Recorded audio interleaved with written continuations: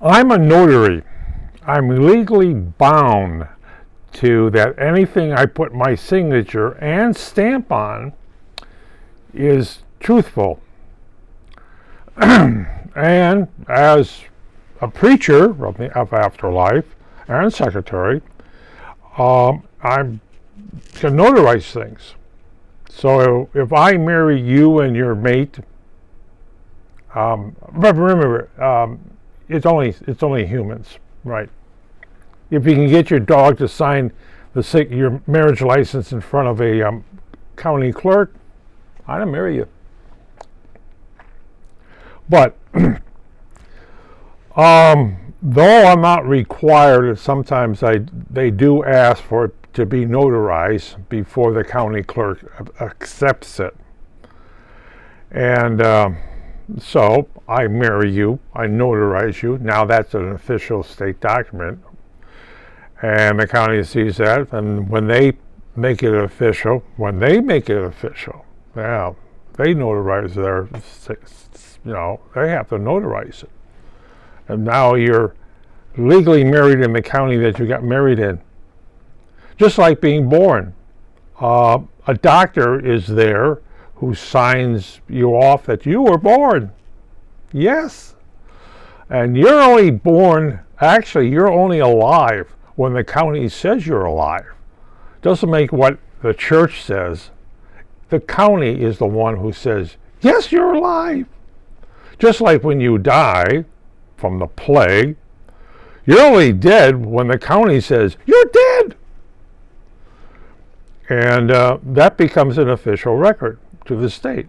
But as a notary, I do that too. And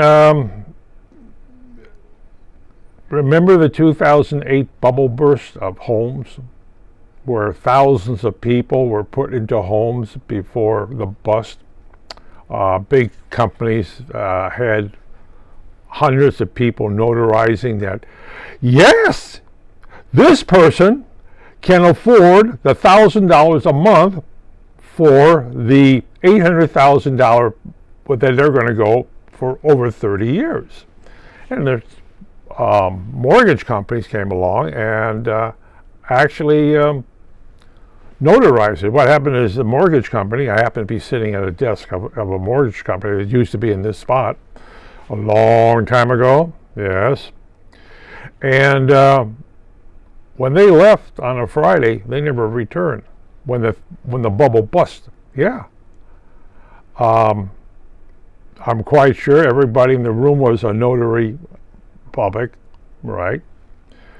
And they signed off on these people buying homes. Yes, you can afford you can afford the $1,000 a month or more, and that you could also have,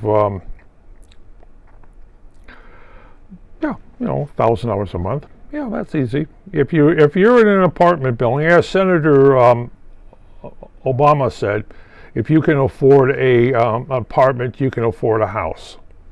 That was one of the goals in America, to own your own house. You own your own house, then you can go to a car dealership and say, oh yeah, well, you can afford this $800,000. We got a new car for you. And of course, you go to a furniture store and they said, oh yeah, why, if you can afford this $800,000 house, why, we got furniture for you. You know, one of the first stores that really get hit for the furniture company, the stores, you saw a whole bunch of them go out of business because the people who got the furniture could never afford the furniture, as they couldn't afford the car they drove, as they couldn't afford the house they lived in. Yeah, remember, the house did not belong to them, it belonged to the bank. And how did these people who were, the mortgage company notarized their thing and saying that they could afford all that?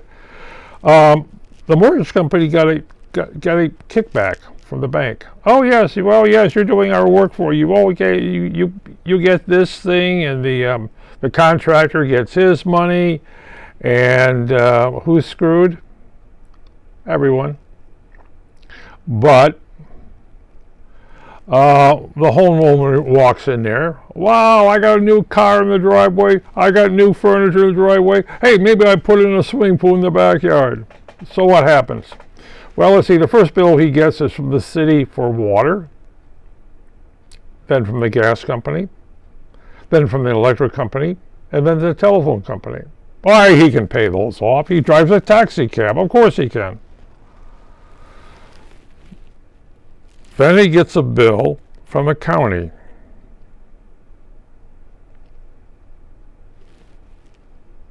Well, you might be able to afford $1,000 a month. The county wants their due. And you're going to get taxed on that $800,000 house that you happen to be living in. And you can't afford the taxes. You can't afford the house. Oh, by the way, the furniture company wants their money too. A good faith, you know. And the car, well, there's a bill from the car company. Why, we want our $500 a month, let's say $438 a month, for that new car you have. And if it's a really expensive car, you'd be paying a good hefty price for that. And guess what? You're not going to pay it. So when you can't pay it, sooner or later somebody's going to repossess your car, your furniture. But you're living in this $800,000 house. Wow. With a swimming pool in the backyard. Wow. And what happens? The county comes along and says, we're taking the house. And the bank comes along and says, what? And the bubble busts. And all those people that were, they simply walked out. They had, the car was repossessed, the furniture was repossessed. Now the furniture to a furniture company, that's all used furniture, period. It's all used furniture. They can't sell it as new because it's used. And who are they looking for to hang? Well, you can looking for to hang is the mortgage company. But when the bubble bust, those mortgage companies basically walked out on Friday night. They took their laptops with them and left the places. And I can tell you one thing right now. I sit in a place that used to be run by a mortgage company, and they left filing cabinets of applications. A lot of stuff. You know, you look at this stuff and it says, this all has to be shredded. All of it had to be shredded.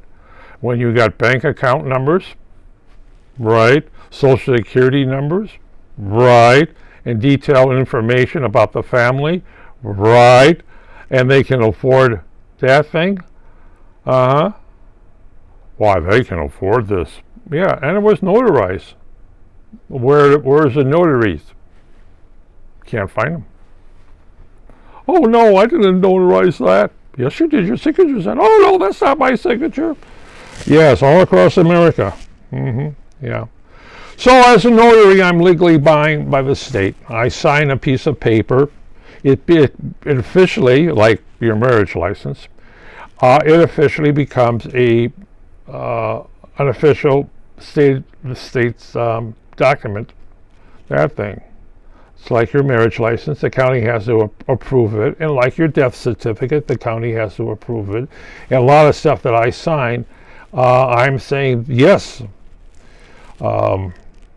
You are who you are, say you are, and I see your driver's license. Yes, but you know me. Oh, no, I have to do this efficiently. I see your driver's license, and I sign it, and I stamped it, and now it's an official document. And if you screw me over, I can guarantee you mother is going to step on you. And if mother doesn't step on you, I'm going to step on you. But of course, you're a member of the church, so I consider you going to be honest, or else. Okay, that's just show you what a notary is. That goes a lot more detail. I'm held responsible for that piece of paper I just signed and stamped. Now remember, you might not go to jail. They could come after me. And when I get out of jail, I come after you.